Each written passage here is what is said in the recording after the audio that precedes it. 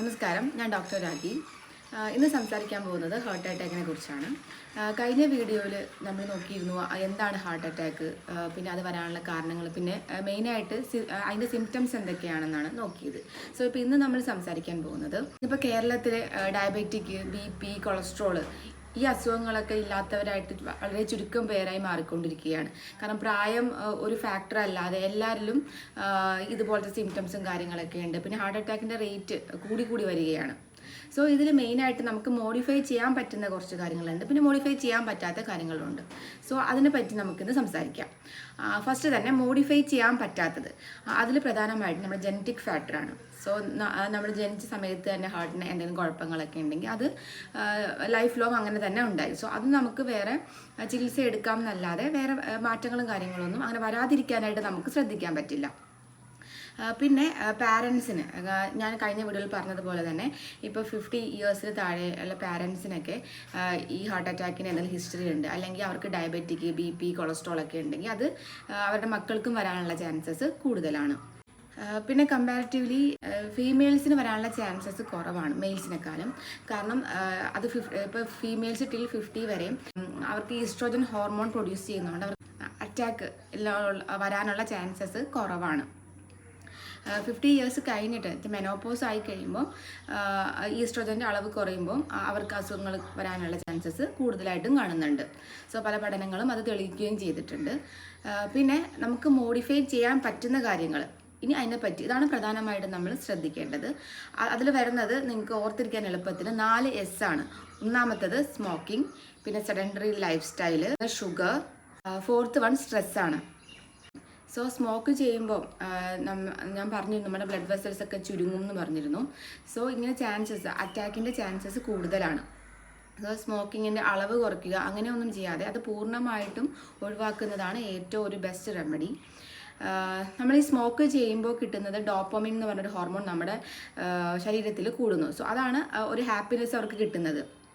So ഇതിന് പകരമായിട്ട് നമുക്ക് ഒരു 20 to 30 മിനിറ്റ്സ് എക്സസൈസിൽ ഏർപ്പെടുകയാണെങ്കിൽ ഡോപ്പമിനും സെറട്ടോണിനും നമ്മുടെ ശരീരത്തിൽ കൂടുന്നു. സോ ബോത്ത് നമുക്ക് ഫിസിക്കലിയും മെൻ്റലിയും ഹാപ്പിനെസ് തരുന്ന 2 ഹോർമോണാണ് ഡോപ്പമിനും സെറട്ടോണിനും. പക്ഷേ ഈ സ്മോക്കിംഗ് ചെയ്യുന്നത് വഴി ഡോപ്പമിൻ കൂടും, കാരണം ഹാപ്പിനെസ് കൂടുന്നല്ലാതെ നമുക്ക് ബോഡിക്ക് വേറെ ഒരു സ്ട്രെങ്തോ കാര്യങ്ങളോ കിട്ടുകയില്ല.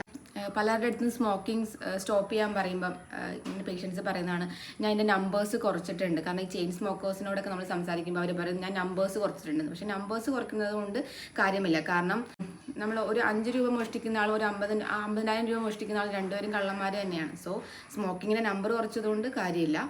അത് ക്വിറ്റ് ചെയ്യുന്നത് തന്നെയാണ് ഏറ്റവും best way. Second one sedentary life സ്റ്റൈലാണ്.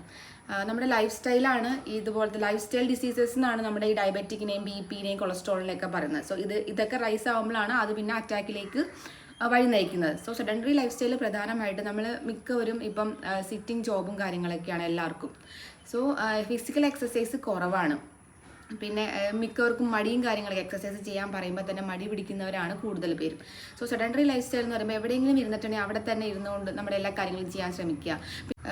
ജോലി സ്ഥലത്തും ബാക്കിയുള്ള സമയത്തൊക്കെ ഫിസിക്കൽ മൂവ്മെൻറ്റ്സ് കുറവായിട്ട് വരുമ്പോഴാണ് അതിനാണ് നമ്മൾ സെഡൻറ്ററി ലൈഫ് സ്റ്റൈൽ എന്ന് പറയുന്നത്.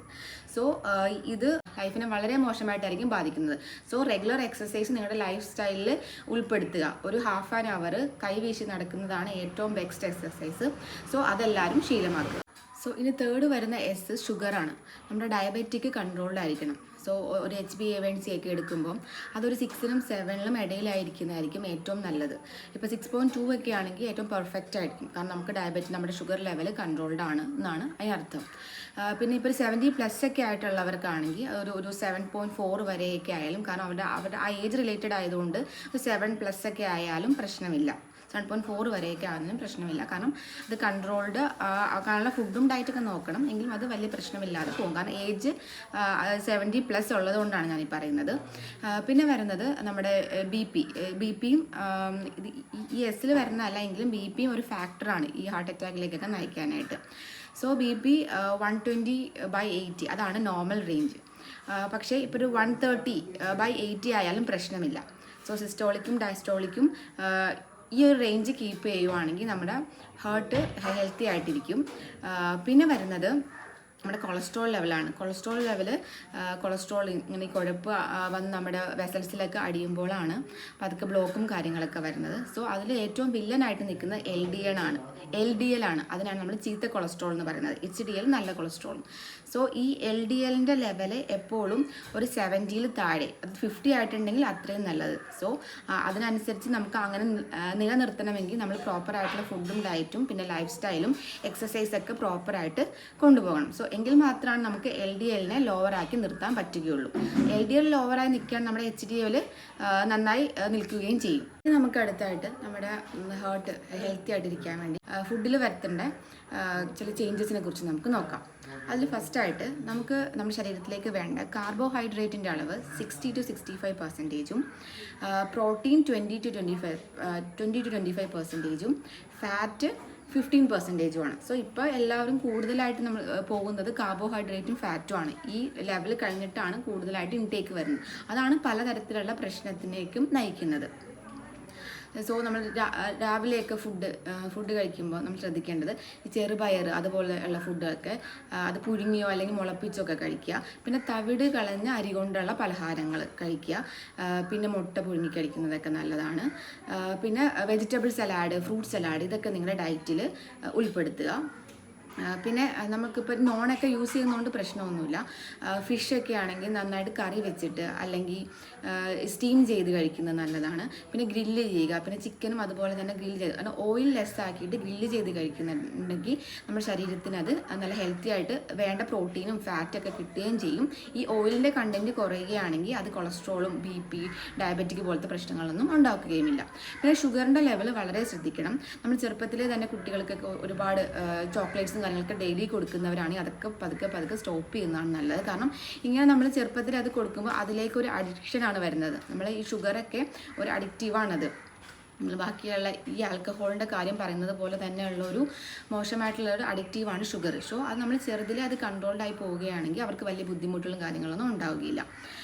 പിന്നെ ശ്രദ്ധിക്കണം, ഇപ്പോൾ ടീയും കോഫിയൊക്കെ കുടിക്കുന്നവരാണ്. ടീയും കോഫി കുടിക്കാനായിട്ട് കൂടുതൽ റെക്കമെൻഡ് ചെയ്യുന്നില്ല. പക്ഷേ കുടിക്കുന്നവരാണെങ്കിൽ തന്നെ അത് ഷുഗർ ലെസ് ആയിട്ട് കുടിക്കാനായിട്ട് ശ്രദ്ധിക്കുക.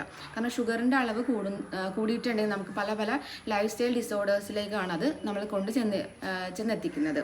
പിന്നെ ബി പി ഷൂട്ടപ്പ് ചെയ്യാതിരിക്കാൻ വേണ്ടി ചെയ്യേണ്ടത്, നമ്മൾ ശരീരത്തിൽ ഉപ്പിൻ്റെ അംശം ഒരുപാട് കൂടുതൽ. നമുക്ക് ഒരു ദിവസം വേണ്ടത് 5 ഗ്രാമാണ്.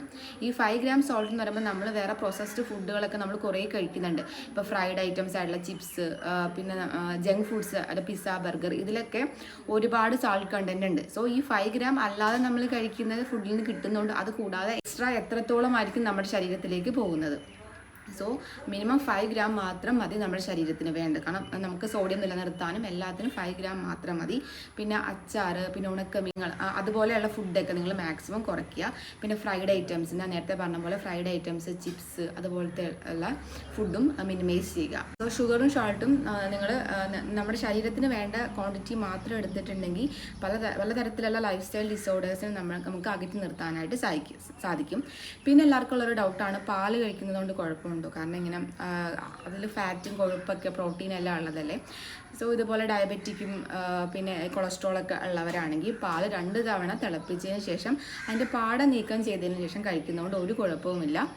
അപ്പം നിങ്ങൾക്ക് ഒരുപാട് ഫാറ്റ് ശരീരത്തിലേക്ക് പോവുകയില്ല, വേണ്ട പ്രോട്ടീൻ കിട്ടുകയും ചെയ്യും. സോ ഈ കാര്യം ശ്രദ്ധിക്കും. പിന്നെ ഏറ്റവും ലാസ്റ്റ് ഞാൻ പറഞ്ഞ ഒരു സ്ട്രെസ്സാണ്. സോ സ്ട്രെസ് ഹോർമോണായുള്ള കോർട്ടിസോൾ ഒരുപാട് കൂടിയിട്ടുണ്ടെങ്കിൽ നമുക്ക് പല രീതിയിലുള്ള ഹെൽത്ത് ഇഷ്യൂസൊക്കെ ഉണ്ടാകും. സോ സ്ട്രെസ്സ് മാനേജ് ചെയ്യുക. കാരണം മാക്സിമം നമ്മൾ പോസിറ്റീവായിട്ടിരിക്കുക. മൈൻഡ് എപ്പോഴും ഫ്രീ ആക്കാൻ നോക്കുക. നമ്മൾ എന്തെങ്കിലും ഇപ്പോൾ ഓവർ തിങ്കിങ് ഒക്കെ വരുമ്പം നമുക്ക് ഇഷ്ടമുള്ള കാര്യങ്ങൾ ചെയ്യാനായിട്ട് ശ്രമിക്കാനൊക്കെ നോക്കുക. സോ നമുക്ക് ആ സ്ട്രെസ്സ് അങ്ങനെ ലൈഫിൽ നിന്ന്, ഇപ്പോൾ സ്ട്രെസ്സ് എല്ലാവർക്കും ഉണ്ട്. സോ സ്ട്രെസ്സ് നമ്മൾ തന്നെ അതിനെന്തെങ്കിലും ഇപ്പോൾ ഈ മെഡിറ്റേഷൻ പോലത്തെ കാര്യങ്ങൾ, പിന്നെ ബ്രീത്തിങ് എക്സസൈസ്, യോഗ, അതെല്ലാം ഒരു ലൈഫിൻ്റെ ഒരു പാർട്ടാക്കി മുന്നോട്ട് പോവുക. സോ അങ്ങനെ നോക്കിയിട്ടുണ്ടെങ്കിൽ നമുക്ക് ബോത്ത് മെൻ്റലിയും ഫിസിക്കലിയും നമുക്ക് ഹെൽത്തി ആയിട്ടിരിക്കാനായിട്ട് സാധിക്കും. സോ ഈ വീഡിയോ എല്ലാവർക്കും ഉപകാരപ്രദമായെന്ന് വിശ്വസിക്കുന്നു. സോ ഇത് മാക്സിമം ഷെയർ ചെയ്യുക. Leave mindfully. Thank you.